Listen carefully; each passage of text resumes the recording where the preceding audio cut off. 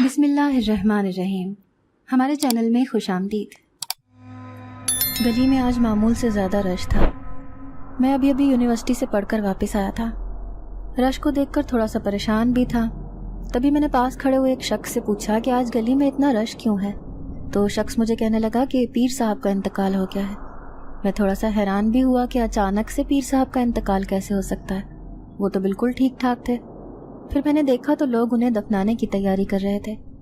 پیر صاحب شادی شدہ تو نہ تھے، لیکن ان کی کوئی اولاد بھی نہ تھی جو ان کے کفن دفن کا بندوبست کرتی، اس لیے سارے محلے کے لوگ جمع ہو کر یہ کام سر انجام دے رہے تھے۔ میں بھی جلدی سے گھر گیا اور امی نے مجھے کھانا لا کر دیا۔ کھانا کھاتے ہی میں نے کپڑے چینج کیے، نہا دھو کر میں بھی پیر صاحب کے آستانے پر پہنچ گیا۔ میں ابھی آیا تھا، اسی لیے پیر صاحب کی میت کے قریب کھڑے شخص نے مجھے کہا کہ آ کر چہرہ دیکھ لو۔ پھر میں چہرہ دیکھنے کی غرض سے میت کے پاس چلا گیا۔ پیر صاحب کا چہرہ دیکھنے کے بعد میں دھک سے رہ گیا، کیونکہ ان کا چہرہ انتہائی کالا پڑ چکا تھا۔ وہ پیر صاحب جو کل تک اپنے جلال، شان و شوکت کی وجہ سے مشہور تھے، آج انہیں دیکھ کر یقین ہی نہیں آ رہا تھا کہ یہ وہی پیر صاحب ہیں جو لوگوں سے نذرانے کی صورت میں ہزاروں روپے وصول کیا کرتے تھے، جو اپنے چھوٹے سے دم کی قیمت بھی جب تک لے نہ لیتے مریض کو دم تک نہ کرتے تھے۔ لوگ کہتے تھے کہ اس پیر صاحب کے کیے ہوئے عمل میں ایسا جادو ہوتا ہے کہ بڑے سے بڑے مسئلے بھی چٹکیوں میں حل ہو جاتے ہیں۔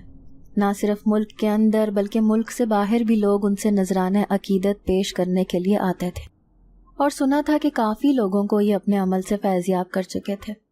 جب لوگ ان سے اتنے خوش تھے تو آخر مرتے وقت پیر صاحب کا ایسا حال کیوں ہوا تھا؟ ایسا لگ رہا تھا جیسے وہ کئی صدیوں سے بیمار رہے ہوں۔ ان کا چہرہ بالکل گلابی، سرخ و سفید رنگت کا ہوا کرتا تھا۔ اس چہرے کو دیکھ کر پہچانا نہیں جا رہا تھا کہ یہ وہ چہرہ ہے جس کی دہشت سے لوگ ان کے آستانے پر آنے کے لیے اجازت نامہ مانگا کرتے تھے۔ خیر، پیر صاحب کے دفنانے کا ٹائم ہو گیا تھا۔ 4 لوگوں نے انہیں کندھا دیا۔ ان کو کندھا دینے والے بھی محلے کے لوگ شامل تھے، جن میں بھی تھا۔ ان کو دفنانے کے بعد میں گھر آیا اور نہا کر کپڑے تبدیل کر لیے۔ چونکہ رات کا وقت ہونے والا تھا، اسی لیے امی نے مجھے کہا کہ آ کر کھانا کھا لو، لیکن میرا بالکل بھی دل نہیں چاہ رہا تھا کھانا کھانے کو، کیونکہ کسی کی میت کو دیکھ کر ویسے ہی انسان کا دل عجیب سا ہو جاتا ہے۔ اس وقت میرے دل کی بھی یہی کیفیت تھی۔ میں بستر پر لیٹ گیا۔ میرے ذہن میں اب بھی پیر صاحب کی شکل آ رہی تھی۔ مجھے حیرت ہو رہی تھی، اور میں یہ جاننا بھی چاہتا تھا کہ آخر پیر صاحب کی ایسی حالت کیسے ہوئی۔ ویسے تو میں زیادہ ان کے آستانے پر نہ جاتا تھا، لیکن کبھی کبھار ایک آدھ بار چکر لگانے چلا ہی جاتا تھا۔ میرے دل کی کیفیت عجیب ہو رہی تھی اور مجھ سے رہا بھی نہیں جا رہا تھا۔ جب سارے گھر والے سو گئے تو میں چپکے سے اٹھا اور دبے پاؤں چلتا ہوا کنڈی کھول کر باہر گلی میں آ گیا۔ گلی میں کوئی بھی نہ تھا، ویسے بھی آدھی رات گزر چکی تھی، بھلا گلی میں کس کو ہونا تھا؟ میرے قدم نہ جانے کیوں پیر صاحب کے آستانے کی طرف اٹھ رہے تھے۔ میرے دل میں ایک عجیب سی ہلچل مچی ہوئی تھی۔ میں جلد از جلد پیر صاحب کی موت کی وجہ جاننا چاہتا تھا۔ پیر صاحب کے آستانے پر گیا تو مجھے وہاں کوئی بھی نظر نہ آیا۔ حیرت کی بات یہ تھی کہ آستانے کے دروازے پر بڑا سا پردہ لٹکا ہوا تھا، لیکن دروازے پر کوئی تالا نہ پڑا تھا۔ شاید لوگوں نے سوچا کہ جس انسان کی کوئی ازدواجی حیثیت ہی نہ تھی، نہ بیوی بچے، نہ کوئی رشتہ دار، اس کے پاس بھلا کون سا کوئی خزانہ ہونا تھا۔ میں بھی دبے پاؤں چل چل کر پیر صاحب کے آستانے کا جائزہ لے رہا تھا۔ دیوار کے بنے ہوئے ایک چھوٹے سے کونے میں کچھ کتابیں پڑی ہوئی تھیں۔ 2-4 تعویذ ایک کھونٹی پر لٹکے ہوئے تھے، غرض کے ایسی چیزیں جو کسی بھی آستانے پر موجود ہوتی ہیں۔ زمین پر ایک چٹائی بچھی ہوئی تھی۔ یوں ہی گھوم گھوم کر جائزہ لینے کے باوجود مجھے ایسی کوئی بھی چیز نہ ملی جس چیز سے پیر صاحب کی موت کا کوئی تعین ہوتا۔ تبھی میرے ذہن میں ایک خیال آیا اور میں نے زمین سے چٹائی کو اٹھانا شروع کر دیا۔ پوری چٹائی کو فولڈ کر کے ایک سائڈ پر رکھ دیا اور زمین کو دیکھنے لگا۔ زمین کی مٹی مجھے کچھ نرم سی دکھائی دے رہی تھی۔ ایسا لگ رہا تھا جیسے زمین کو روز کھودا جاتا تھا اور روز ہی اس پر مٹی ڈال دی جاتی تھی، جیسے کوئی فصلوں کو بیج دیتے وقت زمین کو کھود ڈالتا ہے۔ پتہ نہیں میرے دماغ میں کیا آیا تھا، میں نے ہاتھوں سے مٹی کو کھودنا شروع کر دیا۔ زمین کی ایک طرف کی مٹی کو زیادہ ہی نرم ہو رہی تھی اور میں نے پاگلوں کی طرح سے زمین کھودنا شروع کر دیا۔ ابھی تھوڑی سی ہی زمین کھودی تھی کہ میرا دل جیسے حیرت سے پھٹنے کو تھا۔ زمین میں ایسے لگ رہا تھا جیسے کسی چھوٹی سی صندوق کو دفنایا گیا تھا۔ میں نے تھوڑی سی اور محنت کی اور پوری صندوق کو زمین کے نیچے سے نکال لیا۔ میرے ہاتھ پاؤں کانپنے لگے۔ کچھ سمجھ نہ آ رہا تھا کہ صندوق کو کھولوں یا نہیں۔ صندوق پر بے شک چھوٹا سا تالا پڑا ہوا تھا، لیکن وہ تالا میں ایک جھٹکے میں توڑ سکتا تھا۔ تبھی میں نے تالا توڑنے کا فیصلہ کیا۔ میں دیکھنا چاہتا تھا کہ آخر صندوق کو اس زمین میں دفن کرنے کا کیا مقصد تھا۔ ایسا کیا ہو سکتا تھا اس صندوق میں؟ پھر کونے میں پڑا ہوا ایک چھوٹا سا پتھر اٹھایا اور ایک جھٹکے سے صندوق کا تالا توڑ ڈالا۔ تالا ایک جھٹکے میں ہی ٹوٹ چکا تھا، ویسے بھی وہ بہت زنگ آلود لگ رہا تھا۔ پھر جیسے ہی میں نے صندوق کا ڈھکن اوپر کیا تو حیرت سے گنگ میں اپنے سامنے پڑے ہوئے ہیرے جواہرات دیکھ رہا تھا۔ پورے صندوق میں اتنا خزانہ تھا کہ وہ خزانہ میری سوچ سے بھی زیادہ تھا۔ کچھ زیورات تھے تو کچھ ہیرے کی انگوٹھیاں پڑی تھیں۔ بہت زیادہ تعداد میں سونے کے کنگن بھی تھے۔ یہ بات تو میں جانتا تھا کہ پیر صاحب عمل وغیرہ کے بدلے میں لوگوں سے نذرانہ وصول کیا کرتے تھے، چاہے وہ کتنی ہی قیمت کیوں نہ ہوتی۔ لیکن سامنے پڑا ہوا خزانہ اس بات کی تصدیق کر رہا تھا کہ پیر صاحب نے اپنی پوری زندگی کی محنت اس صندوق میں چھپا کر رکھی تھی۔ میرا دل ہولے ہولے کانپ رہا تھا۔ اس صندوق پر بلا شبہ میرا کوئی حق نہ تھا، لیکن میں یہ بھی سوچ رہا تھا کہ اگر محلے کے کسی اور آدمی کے ہاتھ یہ خزانہ لگ گیا تو نہ جانے وہ اس خزانے کا استعمال کس طریقے سے کرے گا۔ اچھے طریقے سے بھی کر سکتا تھا اور برے طریقے سے بھی۔ مجھے یہ خزانہ کسی بھی صورت سب کی نظروں سے پوشیدہ رکھنا ہوگا۔ تبھی ذہن میں خیال آیا کہ اس سے پہلے کہ میری طرح کوئی اور آ کر اس آستانے کا جائزہ لے، میں اس خزانے کو اٹھا کر کہیں چھپا دیتا ہوں۔ یہی سوچ کر میں نے وہ صندوق جلدی سے بند کی اور اسے اٹھا لیا۔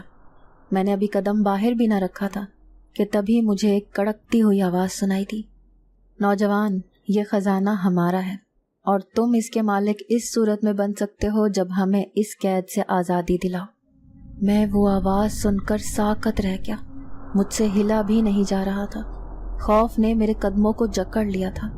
وہ آواز یقیناً آستانے کے اندر سے ہی آ رہی تھی۔ وہ آواز کسی مرد کی نہیں بلکہ عورت کی تھی۔ تبھی میں نے ڈرتے ڈرتے پوچھا، کیا میں آپ کو دیکھ سکتا ہوں؟ آپ کہاں پر موجود ہیں؟ ہم تمہارے بالکل سامنے موجود ہیں نوجوان، وہ آواز ایک بار پھر گونجی۔ ہم تعداد میں 4 ہیں۔ کئی برس پہلے اس پیر صاحب نے ہمیں نکاح میں کر کے ہمیں یہاں قید کر لیا تھا۔ ہم اپنے قبیلے کی طرف لوٹنا چاہتی ہیں، لیکن وہ پیر خود تو مر گیا اور ہماری زندگی کو جہنم بنا گیا ہے۔ یہ خزانہ اس انسان کا ہوگا جو ہمیں اس قید سے رہائی دلائے گا۔ ہم چاروں جن زادیاں اس پیر کے نکاح میں تھیں۔ اس نے جادو ٹونا کر کے ہمیں زبردستی اپنی قید میں کر لیا تھا، اور جو لوگ بھی اس سے عملیات وغیرہ کروانے آتے تھے ان کا وہ سارا کام ہم سر انجام دیتے تھے۔ وہ پیر صاحب کچھ بھی نہ کرتا تھا، بلکہ سارا کام اس کا ہم کر کے دیتے تھے۔ لیکن دیکھو، وہ خود تو مر گیا ہے اور اس نے ہمیں یوں قید کیا کہ اب ہم چاہیں بھی تو اس آستانے سے کبھی نہیں نکل سکتے۔ میں شدید خوف کی کیفیت میں مبتلا ہو گیا تھا۔ میں نے دل میں سوچا کہ شاید میں بھی لالچی انسان بن گیا تھا۔ لالچ کی سوچ مجھے یہاں تک گھسیٹ لائی تھی۔ پھر میں نے ڈرتے ڈرتے ان جنزادیوں کو کہا کہ دیکھیں، اگر آپ کے کہنے پر میں یہ خزانہ چھوڑ کر بھی چلا جاؤں گا تو میری جگہ کوئی اور دوسرا شخص لے جائے گا اور وہ یہ خزانہ اٹھا کر چلتا بنے گا۔ تبھی ان کی کرخت سی آواز آئی، ایسا ہم چاروں کبھی ہونے نہیں دیں گے۔ اگر تم یہاں سے چلے بھی جاؤ گے تو یہ خزانہ خود بخود زمین کے اندر چلا جائے گا۔ اگر تم اس خزانے سے فائدہ اٹھانا چاہتے ہو تو ہمارا ساتھ دو اور ہمیں اس قید سے آزادی دلوا دو، اور ہم بدلے میں یہ سارا خزانہ تمہارے حوالے کر کے چلے جائیں گے۔ میں سوچ میں پڑ گیا۔ بلا شبہ وہ خزانہ اتنا تھا کہ میری پوری زندگی اس خزانے کو پا کر عیش و عشرت سے گزرنی تھی، لیکن ان چاروں جن زادیوں کو کس طرح قید سے رہائی دلانی تھی اس کا مجھے کوئی علم نہ تھا۔ تبھی میں نے گڑبڑاتے ہوئے لہجے میں انہیں مخاطب کیا، آپ لوگوں کی قید کی رہائی کا توڑ مجھے کیسے ڈھونڈنا ہوگا؟ کیا آپ چاروں میں سے کسی کو معلوم ہے اس کا توڑ؟ تو ان چاروں جن زادیوں میں سے ایک کہنے لگی، اس کا توڑ ہمیں نہیں پتا ہے، لیکن یہ پیر صاحب ہم چاروں کو مختلف جگہوں سے لے کر آیا تھا، بلکہ اس نے خطرناک کالا جادو کر کے ایک ایک کر کے ہم چاروں کو قبضے میں کر لیا تھا۔ ہم چاروں تو اپنے اپنے قبیلوں میں سکون کی زندگی گزار رہے تھے، لیکن ہمیں نہیں پتا تھا کہ یہ پیر ہاتھ دھو کر ہمارے پیچھے پڑ چکا تھا۔ پھر جیسے جیسے وہ ہم چاروں کو قید کرتا رہا، ویسے ویسے اپنا نکاح ہم سے پڑھاتا گیا۔ यूं हम चारों जिन ज़ादियाँ इसकी बीवी बन गई। ये बात वो दुनिया के सामने जाहिर नहीं करना चाहता था, इसीलिए दुनिया की नज़रों से पोशीदा था कि वो इतने ख़तरनाक अमलियात करता है और उसने 4 जिन ज़ादियों से निकाह भी कर रखा है। हम चारों रोज़ मिलकर उसको बद्दुआ देते थे। हम यही कहते थे कि इस पीर से हमारी जान छुट जाए ताकि हम भी अपने अपने कबीले में वापस जा सकें। मैं उनकी बात तसल्ली से सुन रहा था। फिर कहने लगा कि मैं तुम चारों को इस कैद से रिहाई ज़रूर दिलवाऊंगा, लेकिन मेरी एक शर्त है। इस खजाने का दुनिया के किसी इंसान को भी इल्म नहीं होना चाहिए, वरना वो हाथ धोकर तुम्हारे पीछे पड़ जाएगा। वो खजाना तो हासिल कर लेगा, लेकिन साथ ही तुम्हारी जिंदगी भी मजीद अजीरन कर देगा। तुम लोग इस कैद में इतने सालों से रह रही हो, इसलिए थोड़ा सा और सब्र करो और मेरी बात का यकीन करो, मैं तुम्हें इस कैद से ज़रूर रिहाई दिलवाऊंगा। जब भी उन चारों जिनजादियों की खुशी भरी आवाज़ आई, वो मुझसे कह रही थी, नौजवान, अगर तुमने ऐसा कर दिया तो इस पूरे ख़जाने का हकदार सिर्फ तुम ठहरोगे। आज से ये ख़जाना तुम्हारा हुआ। मैंने भी उनसे वादा किया। फिर मेरे देखते ही देखते वो ख़जाना दोबारा ज़मीन के नीचे चला गया और मिट्टी भी ऊपर से बराबर हो गई, जैसे यहाँ पर कुछ था ही नहीं। मैं हैरत से सोचते हुए उस आस्ताने से बाहर निकल आया। सुबह के 4 बजने वाले थे। अब मुझे उन चारों जिनजादियों के लिए कुछ करना था, साथ ही वो कीमती खजाना भी हासिल करना था जिस खजाने का इल्म मेरे सिवा किसी को नहीं था। दूसरे दिन मैं यूनिवर्सिटी गया। मेरा रुख सीधा यूनिवर्सिटी की लाइब्रेरी की तरफ था। यार दोस्त मुझे बुलाते रह गए कि कैंटीन चलते हैं, वहाँ से कुछ खा पी कर आते हैं, लेकिन मैंने उन्हें साफ मना कर दिया और बहाना कर दिया कि मुझे अभी बहुत पढ़ना है। वो मेरा मजाक उड़ाते हुए कैंटीन की तरफ चले गए और मैं सीधा लाइब्रेरी की तरफ आ गया। लाइब्रेरी में मैं किताबों के उस हिस्से की तरफ चला गया जहाँ पर रूहानी अमलियात की किताबें मौजूद थीं। मैं एक एक किताब खोल कर देख रहा था। मुझे पूरा यकीन था कि कोई ना कोई किताब ऐसी ज़रूर मिल जाएगी जिससे मुझे उन जिनजादियों की कैद से रिहाई दिलाने में आसानी होगी। लेकिन ये देखकर मुझे शदीद मायूसी हुई जब मुझे सिर्फ ऐसी किताबें तो मिल रही थीं जिनमें लिखा था कि जिन्नात को काबू में करने के लिए वजीफे, लेकिन ऐसी कोई किताब नहीं मिल पा रही थी जिसमें लिखा हो कि जिन्नात को कैद से रिहाई दिलाने के वजीफे। मैं मायूस सा होकर लाइब्रेरी से वापस आ गया। मेरा उतरा हुआ चेहरा देखकर मेरे दोस्त पूछते रह गए कि आज तुम इतने टेंशन में क्यों नजर आ रहे हो, लेकिन मैंने उन्हें टाल दिया। अब मुझे जल्द अज जल्द कुछ करना था। अगर मेरी तरह कोई भी इंसान उस आस्ताने पर चला जाता तो लाजमी था कि उस इंसान को खजाने के बारे में ज़रूर मालूम हो जाता। फिर वो ऐसे ऐसे अमल करता कि जिन ज़ादियों को वो खजाना छोड़ना ही पड़ता। तभी मेरे जहन में ख्याल आया, क्यों ना मस्जिद के इमाम के पास जाकर उससे थोड़ी मालूमात हासिल की जाए इस बारे में। यही सोचकर मैं खुश हो गया। असर की नमाज पढ़कर जब मैंने देखा कि मस्जिद के तमाम लोग नमाज पढ़कर चले गए हैं, तो मैं चुपके से उठकर इमाम मस्जिद के पास आ गया। वो तस्बीह पढ़ने में मगन थे। फिर मुझे अपने पास बैठा देखकर उन्होंने तस्बीह पढ़ना रोक दी और मुझे कहने लगे कि नौजवान, क्या हुआ, कोई काम है क्या मुझसे? तब मैंने गड़बड़ाते हुए मस्जिद के इमाम से कहा, इमाम साहब, आज मैं आपसे एक सवाल करना चाहता हूँ। वो सवाल इस बारे में है कि आखिर इंसान जिन्नात को अपनी कैद में क्यों करना चाहते हैं? क्या ये ज़रूरी है कि खुदा की बनाई हुई किसी मखलूक को कैद किया जाए? मेरी बात सुनकर वो मुस्कुरा दिए और मुझे कहने लगे, बेटा, बस इंसान ही है ऐसी मखलूक। हम जिस तरह से जानवरों को अपने घरों में कैद कर लेते हैं, बिल्कुल इसी तरह कुछ इंसानों की ऐसी सोच होती है कि वो जिन्नात को भी अपनी कैद में रखें और जो काम इंसान खुद नहीं कर सकते वो काम जिन्नात के ज़रिए करवाएं।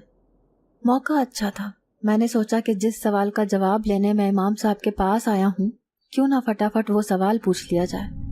तभी मैं उनसे कहने लगा, इमाम साहब, मुझे ये बताएं कि अगर इंसान किसी जिन्नात को कैद कर ले और बाद में उसे कोई दूसरा इंसान रिहाई दिलाना चाहता हो, तो आखिर वो ऐसा क्या करे जिससे उस जिन्नात को रिहाई मिल जाए?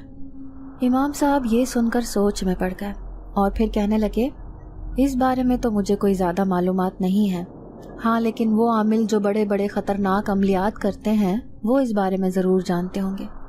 उनका जवाब सुनकर मुझे मायूसी हुई थी और मैं मायूसी की कैफियत में गिरफ्तार वापस घर आ गया। कोई सिरा हाथ ना लग रहा था, लेकिन मुझे जल्द अज जल्द उन जिनजादियों के लिए कुछ करना था। इसी सोच में मेरा पूरा दिन गुजर गया। दूसरे दिन मैं इसी सवाल के जवाब में चक्कर में फिर रहा था, लेकिन आज भी मुझे उसका हल ना मिला। رات کے 11 بج چکے تھے۔ میں ایک ہوٹل پر بیٹھا چائے پی رہا تھا۔ میرے ذہن میں بس یہی سوال گردش کر رہا تھا کہ آخر کروں تو میں کروں کیا؟ اگر میری طرح کسی اور نے بھی پیر صاحب کے آستانے کی تلاشی لے لی تو یقیناً وہ خزانہ اس کے ہاتھ لگ جانا تھا۔ کوئی تدبیر میرے ہاتھ نہ لگ رہی تھی۔ میں سوچ رہا تھا کہ کچھ تو ایسا ہوگا جو جن زادیوں کی آزادی کا توڑ ہوگا۔ آخر پیر صاحب نے ان جن زادیوں کو قید کرنے کے لیے کوئی تو شیطانی عمل کیا ہوگا۔ ان سب کاموں کے پیچھے لگ کر اب میرا پڑھائی میں بھی دل نہیں لگ رہا تھا۔ یونیورسٹی جا کر بھی میں اسی بارے میں سوچتا رہتا تھا۔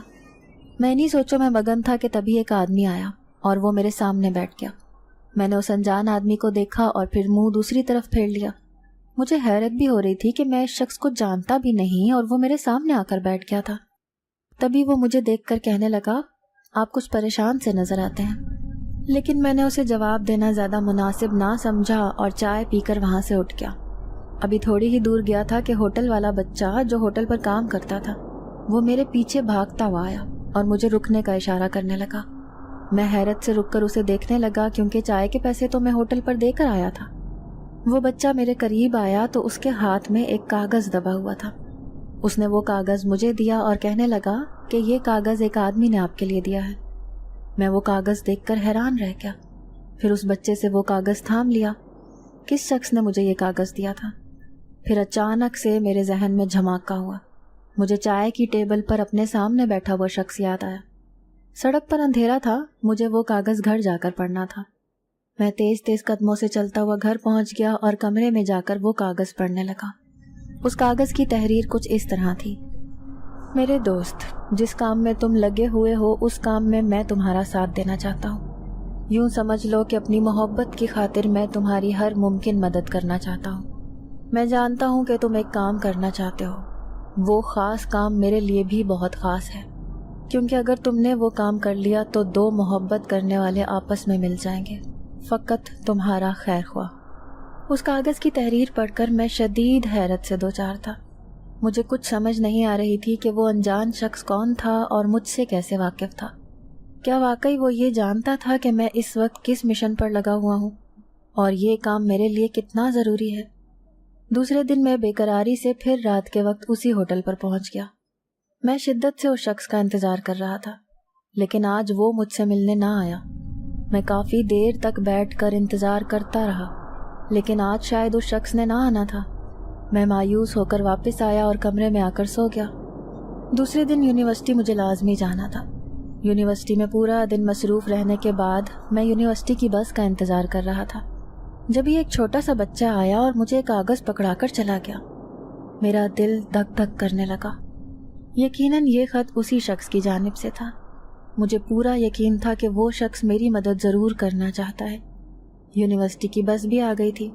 دل تو چاہ رہا تھا کہ اس کاغذ کو یہیں کھول کر پڑھ لوں، لیکن یہ بھی ڈر تھا کہ ساتھ بیٹھے ہوئے لڑکے کی نظر اس خط پر نہ پڑ جائے، تو اس لیے وہ خط چھپا کر جیب میں رکھ لیا۔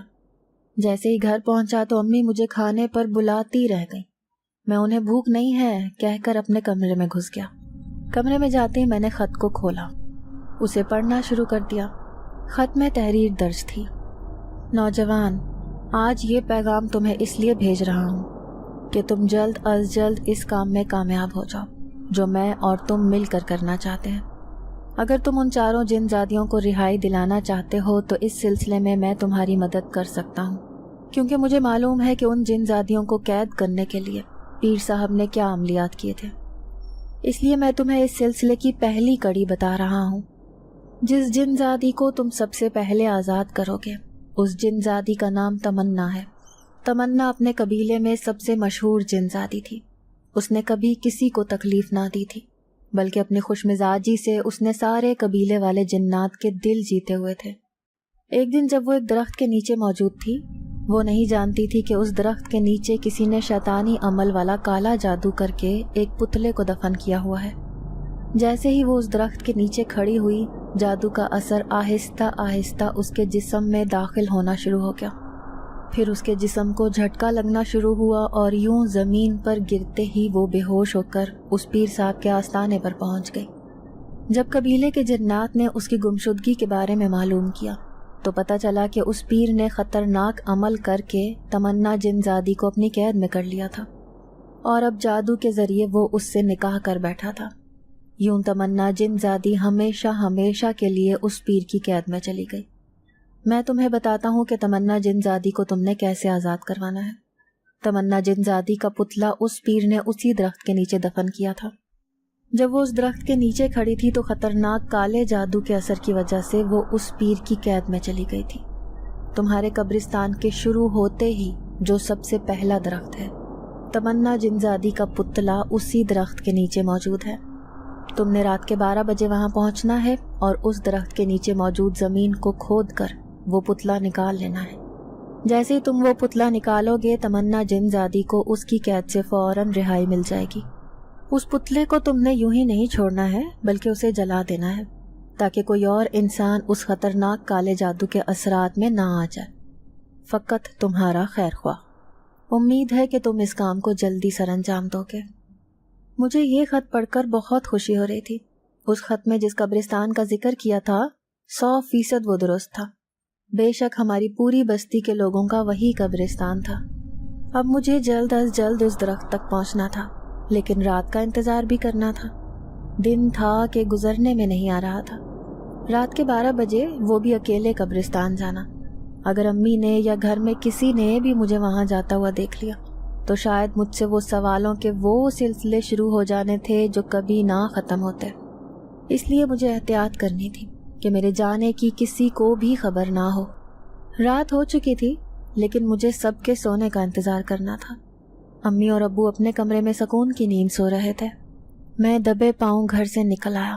میرا رخ سیدھا قبرستان کی طرف تھا۔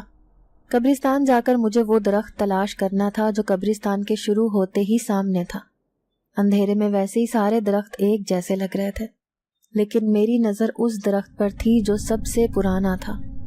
اس پر لگے ہوئے دھاگے اور بندھے ہوئے کپڑے اس بات کی نشاندہی کر رہے تھے کہ لوگ اس درخت کو اپنے عملیات کے طور پر استعمال کر رہے تھے۔ تبھی میں نے اس درخت کے نیچے والی زمین کو کھودنا شروع کر دیا۔ کھرپی میں اپنے ساتھ لایا تھا۔ وہ شخص کوئی بھی تھا، بہرحال میری اتنی مدد کر رہا تھا اور میں کوشش کر رہا تھا کہ اس کی بتائی ہوئی ہدایات پر ہی چلوں تاکہ اپنے مقصد میں جلد سے جلد کامیابی حاصل کر لوں۔ کافی دیر تک زمین کھودنے کے بعد آخر کار میری محنت رنگ لائی۔ کالے رنگ سے بنا ہوا کپڑے کا وہ پتلا مجھے مل گیا تھا۔ اتنے دن تک زمین میں دفن رہنے کی وجہ سے پتلے کی حالت بہت خستہ ہو رہی تھی۔ میں نے جلدی سے اسے باہر نکال کر رکھ دیا۔ خط میں لکھی ہوئی تحریر کے مطابق مجھے اس پتلے کو یوں ہی نہیں پھینکنا تھا بلکہ اسے جلا دینا تھا۔ ماچس میں اپنے ساتھ لایا تھا۔ میں نے فٹافٹ پتلے کو آگ لگائی اور وہ 2 منٹ میں ہی جل کر خاکستر ہو گیا۔ قبرستان سے عجیب عجیب سی آوازیں بھی آ رہی تھیں، لیکن میں نے ان آوازوں پر کوئی غور نہ کیا۔ جلدی سے اٹھ کر واپس آ گیا۔ اب میرا رخ آستانے کی طرف تھا۔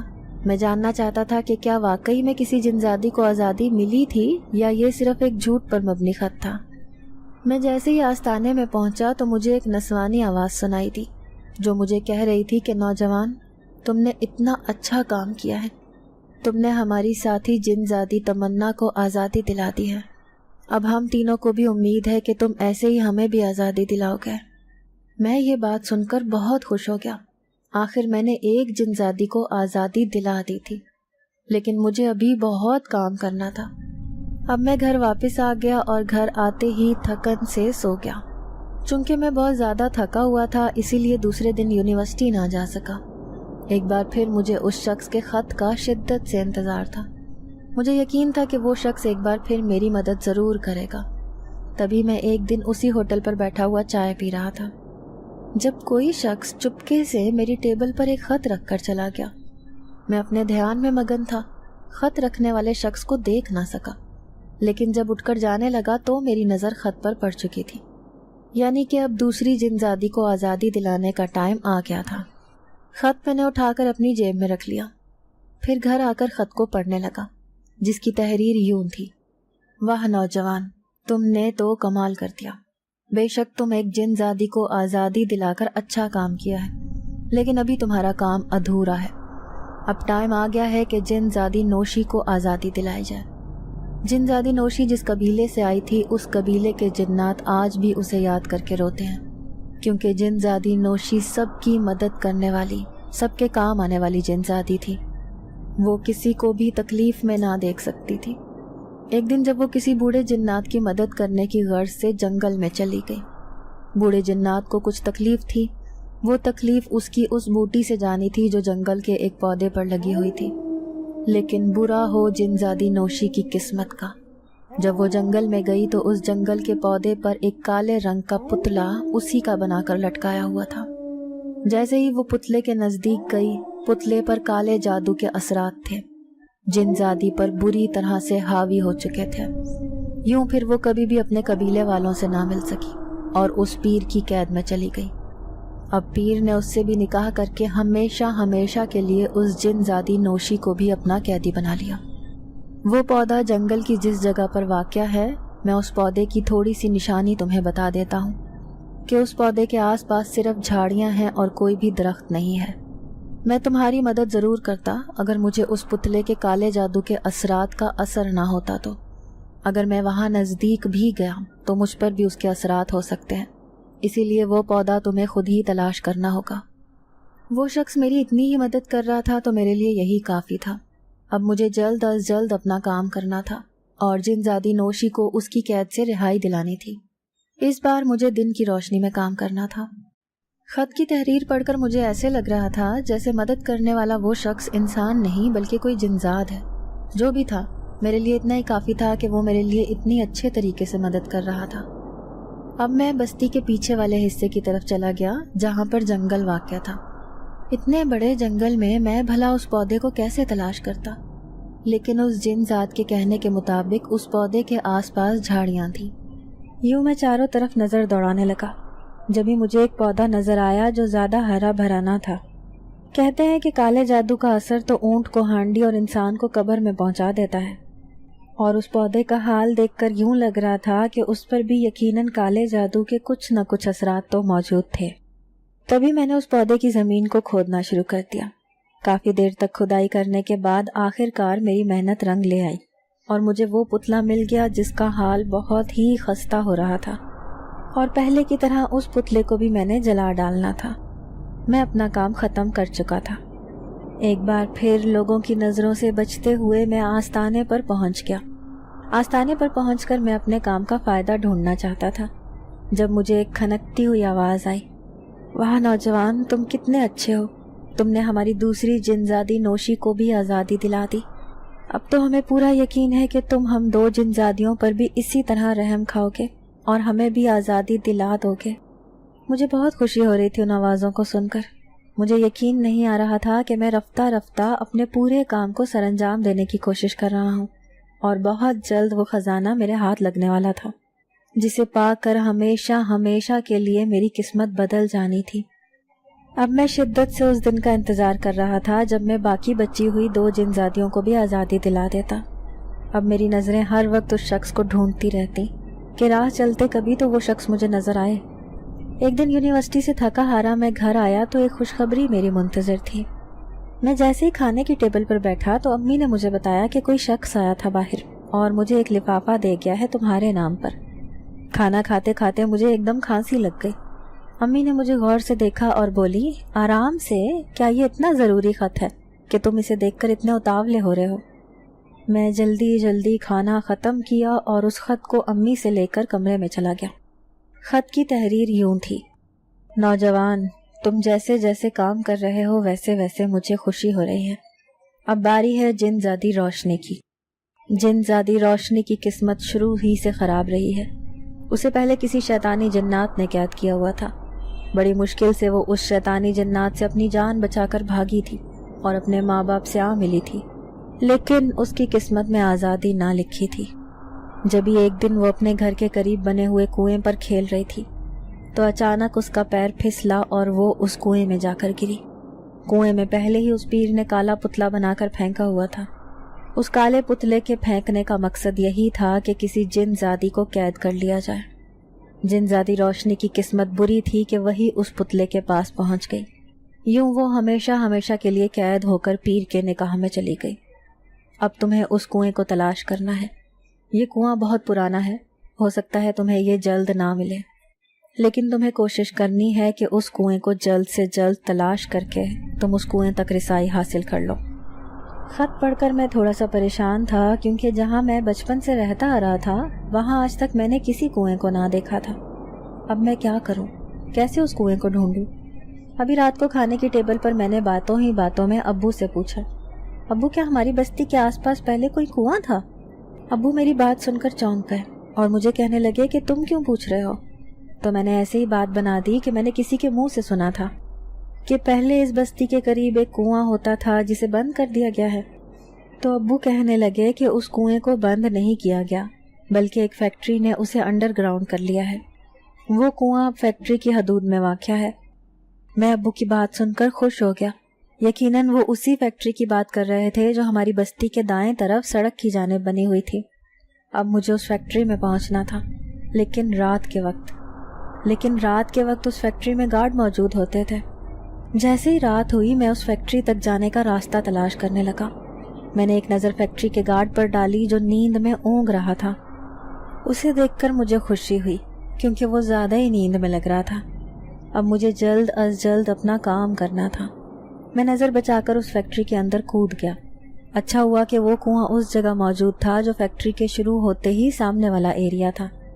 وہ کنواں میری آنکھوں کے سامنے تھا۔ میں نے کنویں میں ٹارچ مار کر جھانکنے کی کوشش کی۔ کنویں کے ایک جانب سیڑھیاں لگی ہوئی تھیں۔ دھیرے دھیرے سیڑھیاں اتر کر میں کنویں کے بالکل آخر تک پہنچ گیا۔ ہاتھ پر دستانے پہن کر میں کنویں کے پانی میں موجود ہاتھ مار مار کر چیک کرنے لگا۔ کنویں میں بہت زیادہ گند پڑا ہوا تھا، لیکن خوشی اس بات کی تھی کہ کنویں کا پانی نہایت ہی کم تھا۔ مجھے ہر صورت میں اپنا کام کرنا تھا۔ گارڈ کی نظروں سے بچ کر کام کرنا بلا شبہ بہت مشکل تھا۔ میں بار بار پانی میں ہاتھ مارتا، لیکن اس پانی کا گند کچرا ہی میرے ہاتھ میں آ رہا تھا۔ کافی دیر تک تلاش کرنے کے بعد آخر کار وہ کالا پتلا میرے ہاتھ لگ گیا۔ میں جلدی سے اسے لے کر اوپر آ گیا اور جیسے ہی آیا تھا ویسے ہی دیوار پھلانگ کر باہر آ گیا۔ اب مجھے اس پتلے کے خشک ہونے کا انتظار کرنا تھا۔ اس پتلے کو جلانے کا کام مجھے صبح سر انجام دینا تھا۔ یوں پریشانی میں ساری رات جاگتا رہا۔ مجھے ڈر بھی لگ رہا تھا کہ کہیں اس پتلے کے خطرناک شیطانی عمل کا اثر مجھ پر نہ ہو جائے، کیونکہ یہ اس وقت میرے ساتھ موجود تھا۔ جیسے تیسے کر کے مجھے صبح کا انتظار تھا۔ جیسے ہی صبح دھوپ نکلی میں سیڑھیوں پر چڑھتا ہوا اوپر چھت پر پہنچ گیا اور اس پتلے کو دھوپ میں رکھ دیا۔ جیسے ہی تھوڑی دیر کے بعد وہ پتلا سوکھا میں نے فٹافٹ اس کو آگ لگا دی۔ مجھے یقین تھا کہ جن زادی روشنی نے یقیناً آزادی حاصل کر لی ہوگی۔ میں فٹافٹ اسی وقت پیر کے آستانے پر پہنچ گیا۔ مجھے یقین تھا کہ میں بہت جلد اس صندوق کے خزانے کا مالک بن جاؤں گا اور وہ خزانہ ہمیشہ ہمیشہ کے لیے میرا ہو جائے گا۔ میں منتظر تھا کہ کب مجھے یہ خوشخبری ملے گی کہ اب وہاں صرف ایک ہی جنزادی بچی تھی۔ پھر جیسے ہی میرے کانوں میں آواز پڑی مجھے اس بات کی خوشی تھی کہ وہاں صرف ایک ہی نسوانی آواز بچی تھی، جو مجھے اداس لہجے میں کہہ رہی تھی، نوجوان تم نے تینوں جنزادیوں کو تو آزادی دلا دی، اب میری باری ہے، تم مجھے آزادی دلا کر آخر کار اس خزانے کے حقدار ہو جاؤ گے۔ میں اس کی بات سن کر خوش ہو گیا اور شدت سے اس جنزاد کا انتظار کرنے لگا۔ 2 دن بعد میں گھر پر اکیلا تھا۔ امی ابو کسی رشتہ دار کی عیادت کرنے کی غرض سے گھر سے باہر گئے ہوئے تھے۔ میں سیڑھیاں چڑھتا ہوا اوپر چلا گیا۔ چھت کی منڈیر سے تانکا جھانکی کر رہا تھا کہ جب مجھے اپنے پیچھے ایک مردانہ آواز سنائی دی، نوجوان کیا حال ہے تمہارا؟ میں نے جیسے ہی پیچھے پلٹ کر دیکھا میں یہ دیکھ کر حیران رہ گیا کہ وہی شخص جو مجھے اس دن ہوٹل میں ملا تھا وہ میرے پیچھے کھڑا ہوا تھا۔ اس سے پہلے کہ میں اسے کچھ کہتا وہ مجھے کہنے لگا، نوجوان تم بھی کہہ رہے ہوگے کہ آخر میں نے تمہاری اتنی مدد کیوں کی ہے؟ میں نے تمہاری اتنی مدد اس لیے کی ہے کیونکہ میں اپنی محبت کو اتنے سالوں بعد پانا چاہتا ہوں۔ اس پیر کے آستانے پر جو سب سے آخری والی جنزادی بچی ہے، اس جنزادی کا نام جنزادی سنوبر ہے۔ وہ میری شدید اور آخری خواہش ہے۔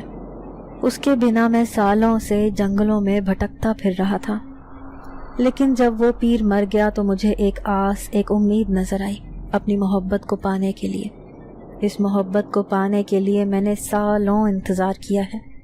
اور جب میں نے تمہیں دیکھا کہ ان جن زادیوں کی فریاد کی وجہ سے تم اپنے سچے من سے یہ چاہ رہے تھے کہ جن زادیوں کو قید سے رہائی مل جائے، مجھے تمہارے جذبات کو دیکھ کر بہت خوشی ہوئی، اور میں نے سوچا کہ تم اکیلے کبھی بھی یہ کام سر انجام نہ دے سکو گے۔ یوں میں بہانے سے تم سے ملا اور تمہارے نیک ارادے دیکھ کر میں تمہاری مدد کرنے لگا۔ اگر میں چاہتا تو صرف اپنی محبت کو ہی حاصل کر لیتا، لیکن مجھے یہ بہت غلط لگا کہ باقی بیچاری 3 جن زادیوں کو چھوڑ کر میں اپنی محبت کو پہلے پالوں۔ اس لیے پہلے میں نے ان 3 جن زادیوں کو قید سے رہائی دلوانے میں تمہاری مدد کی، اور سب سے آخر میں اپنی محبت کو پانے کی کوشش کی۔ جن زادی صنوبر اور میں ایک دوسرے سے بے پناہ پیار کرتے تھے۔ ہماری زندگی ہم دونوں سے ہی شروع ہو کر ہم دونوں پر ہی ختم ہوتی تھی۔ ہم دونوں ہمیشہ ہمیشہ کے لیے اپنی زندگی ساتھ گزارنا چاہتے تھے۔ ایسا کوئی دن نہ ہوتا جب ہم ایک دوسرے سے ملے بغیر گزار دیتے۔ میں اس کے بنا 1 منٹ بھی نہیں رہ سکتا تھا۔ جن زادی صنوبر غصے کی بہت تیز تھی، لیکن میرا مزاج بہت ٹھنڈا تھا۔ وہ اکثر مجھ سے لڑائی کر لیتی تھی اتنی چھوٹی چھوٹی سی باتوں پر، لیکن پھر بھی میں اسے جان سے بھی زیادہ چاہتا تھا۔ یوں تو ہماری اکثر ہی لڑائی ہوتی رہتی تھی، لیکن ایک دن ایسی لڑائی ہوئی کہ اس لڑائی میں ہمیشہ ہمیشہ کے لیے جدا ہو گئے۔ شاید ہماری قسمت خراب تھی، اسی لیے برا ہو ہماری قسمت کا جب ایک دن کسی بات پر ہم دونوں کی لڑائی ہو گئی، اور جن زادی صنوبر مجھ سے ناراض ہو کر ایک جھونپڑی میں چھپ گئی۔ اس جھونپڑی میں ایک نہیں بلکہ بہت ساری تعداد میں کئی خطرناک کالے رنگ کے پتلے دفنائے گئے تھے، جو یقیناً اس پیر کی کارستانی تھی۔ اس کالے شیطانی جادو کے اثرات کی زد میں جن زادی صنوبر آ گئی اور مجھ سے ہمیشہ ہمیشہ کے لیے جدا ہو گئی۔ اس پیر نے اس سے بھی نکاح پڑھا کر ہمیشہ ہمیشہ کے لیے اپنے قبضے میں کر لیا۔ لوگوں کے سامنے تو وہ پیر بڑا نیک اور پرہیزگار تھا، لیکن در حقیقت بات یہ تھی کہ وہ کوئی بھی کام خود سے نہ کرتا تھا، بلکہ ہر کام میں مدد لینے کے لیے اس نے کئی جنات کو اپنے قبضے میں کر رکھا تھا۔ وہ جنات کے ذریعے لوگوں کے کام کر دیتا اور بدلے میں لوگوں سے خوب سونا چاندی ہیرے بٹور لیتا۔ لیکن انسان اس بات سے بے خبر تھے کہ اپنے جادو کے اثرات سے وہ سارے کام ان 4 جن زادیوں کے ذریعے سر انجام دیتا تھا۔ ان 4 کو اس نے اپنی غلامی میں جکڑا ہوا تھا، لیکن تم نے ایک ایک کر کے اس پیر کے مرنے کے بعد ان 3 کو آزادی دلا دی۔ اب میری محبت کی تکمیل باقی ہے، اور مجھے یقین ہے کہ تم میری جن زادی صنوبر کو بھی آزادی دلا کر رہو گے۔ جن زادی صنوبر کا کالا پتلا اسی آستانے کی زمین کے نیچے دفن ہے، اسی لیے میں نے سب سے آخر میں جن زادی صنوبر کو آزادی دینے کا راز بتایا ہے۔ جاؤ آستانے کی زمین کھود کر جن زادی صنوبر کے پتلے کے ساتھ اس خزانے کو بھی نکال لینا جو صرف تمہارا حق ہے، لیکن ایک بات یاد رکھنا، اس خزانے کا استعمال اس طرح کرنا کہ لوگوں کو اس سے کوئی تکلیف نہ ہو۔ یہ کہنے کے ساتھ ہی وہ جن زاد میری نظروں کے سامنے سے غائب ہو گیا، لیکن مجھے آخری راز بتا کر چلا گیا تھا۔ مجھے اس رات ہی یہ کام سر انجام دینا تھا، کیونکہ اگر کل امی ابو کو پتہ چل جاتا تو میرا کام ادھورا رہ جاتا۔ یہی سوچ کر میں نے دروازے کو تالا لگایا اور اس آستانے کی طرف قدم بڑھا دیے۔ حسب سابق گلی میں بالکل سناٹا تھا۔ اس آستانے کی ہر چیز پر گرد جم چکی تھی۔ میں نے زمین کو چاروں طرف سے کھودنا شروع کر دیا۔ پوری زمین کو کھودنا آسان نہ تھا، بلکہ اس میں بہت محنت درکار تھی۔ تقریباً 2 گھنٹے کی لگاتار کھدائی کے بعد میں بری طرح سے تھک چکا تھا۔ تھوڑا سا اور کھودنا شروع کر دیا۔ آخر کار میری محنت رنگ لے آئی۔ اس زمین کے نیچے سے ایک نہیں بلکہ بہت سارے کالے رنگ کے پتلے دفن کیے ہوئے تھے۔ ساتھ ہی وہ چھوٹا سا صندوق بھی زمین کے نیچے سے نکل آیا تھا۔ اسے دیکھ کر میری خوشی کی کوئی انتہا نہ رہی۔ تبھی جن زادی صنوبر کی آواز میرے کانوں سے ٹکرائی۔ نوجوان، جلدی کرو، تمہارے پاس وقت بہت کم ہے۔ اس خزانے کی خوشی تو تم بعد میں بھی پا سکتے ہو، لیکن میری خوشی کا خیال کرو۔ تم خوش بعد میں ہونا، پہلے تم اس پتلے کو جلدی سے جلا ڈالو تاکہ مجھے آزادی مل جائے۔ میں جن زادی صنوبر کی بات سن کر بے اختیار مسکرا دیا۔ اپنی خوشی میں یہ بھول چکا تھا کہ ابھی مجھے ان سارے پتلوں کو جلانا بھی تھا۔ جیسے ہی میں نے سارے پتلے اکٹھے کر کے آگ جلائی تو ایک طوفان سا، ایک شور سا مچ گیا۔ تیز تیز ہوائیں ہر طرف چلنے لگیں۔ میری آنکھوں میں مٹی بھر چکی تھی۔ یقیناً یہ اس پیر کے کالے کرتوتوں کا نتیجہ تھا۔ نہ جانے کتنے جنات کو اس نے اپنی قید میں کیا ہوا تھا۔ آج ان سارے جنات کو آزادی مل چکی تھی۔ تھوڑی دیر بعد جیسے ہر چیز تھم گئی۔ میں اپنا کام کر چکا تھا۔ اب اس خزانے پر صرف اور صرف میرا حق تھا۔ میں اس چھوٹے سے صندوق کو بغل میں دبائے خوشی خوشی گھر آ گیا۔ اپنے کمرے میں آ کر ایک بار پھر صندوق کو کھول کر دیکھنے لگا۔ میرے دل میں خیال آیا کہ نہ جانے لوگ اتنا پیروں فقیروں پر یقین کر کے ان کو اپنی دولت میں سے بہت بڑا حصہ اٹھا کر ان پیروں فقیروں کو دے جاتے ہیں، یہ جانے بنا کہ وہ ان کا کام سچ میں بھی کر رہے ہیں یا انہیں بیوقوف بنا رہے ہیں۔ میرے سامنے چمکتے دمکتے سونے چاندی کے ہیرے زیورات پڑے ہوئے تھے۔ میں سوچ رہا تھا کہ اس خزانے کو میں نے نمود و نمائش کے لیے استعمال نہیں کرنا، بلکہ میں سوچ رہا تھا کہ اس پیر صاحب کے آستانے والی جگہ پر اس بستی کے لوگوں کے بچوں کے لیے ایک بڑا سا مدرسہ بنوا دوں جس میں دینی تعلیم حاصل کر سکیں۔ اچھا ہے کہ اس خزانے کا استعمال کسی اچھی صورت میں کیا جا سکے۔ اس پیر کے کالے کرتوتوں کا کچھ تو مداوع ہو سکتا تھا۔ پھر میرے ذہن میں خیال آیا کہ جب صبح ہوگی اور لوگ اس پیر کے آستانے کا حال دیکھیں گے تو یقیناً ان کے ذہن میں یہ ضرور آئے گا کہ اس بستی کے کسی شخص نے زمین کھود کر کوئی چیز تو نکالی ہے۔ دوسرے دن پورے محلے میں ایک شور سا مچا ہوا تھا۔ سارے لوگ یہ باتیں کر رہے تھے کہ پیر صاحب کے آستانے پر چوری ہوئی ہے، کیونکہ وہاں کی زمین پوری کھدی ہوئی ہے۔ میں انجان بنا ان سب لوگوں کے درمیان کھڑا تھا۔ تبھی اپنے پاس کھڑے ہوئے ایک شخص سے پوچھنے لگا کہ اتنا شور کس بات کا ہے؟ تو وہ شخص مجھے کہنے لگا کہ پیر صاحب کے آستانے پر کسی نے آگ لگائی ہے اور پورے آستانے کو تباہ و برباد کر کے رکھ دیا ہے۔ پتہ نہیں وہ کون شخص ہے جس نے راتوں رات یہ پورا کام کیا ہے اور کسی کو کانوں کان خبر بھی نہیں ہوئی۔ میں اس کے پاس خاموش کھڑا اس کی باتیں سن رہا تھا۔ مجھے دل ہی دل میں ہنسی بھی آ رہی تھی کہ چور ان سب کے بیچ میں کھڑا تھا، لیکن اس بات کا علم ان لوگوں کو کبھی بھی نہیں لگنا تھا۔ اس پیر کی اصلیت کو صرف میں جانتا تھا، لیکن چونکہ وہ مر چکا تھا تو اس لیے میں اس پیر کے بارے میں کوئی غلط بات نہیں کرنا چاہتا تھا، کیونکہ مرنے کے بعد کسی کی برائی کرنا اسلام میں جائز نہیں ہے۔ ناظرین، اگر آپ کو آج کی یہ کہانی اچھی لگی ہو تو ویڈیو کو لائک ضرور کریں۔ اگر آپ کو ایسی دہشت ناک دل کو جکڑ دینے والی کہانیاں پسند ہیں تو ایسی ایک کہانی روزانہ سننے کے لیے ہمارے چینل کو سبسکرائب کریں۔ اجازت چاہتے ہیں، اللہ حافظ۔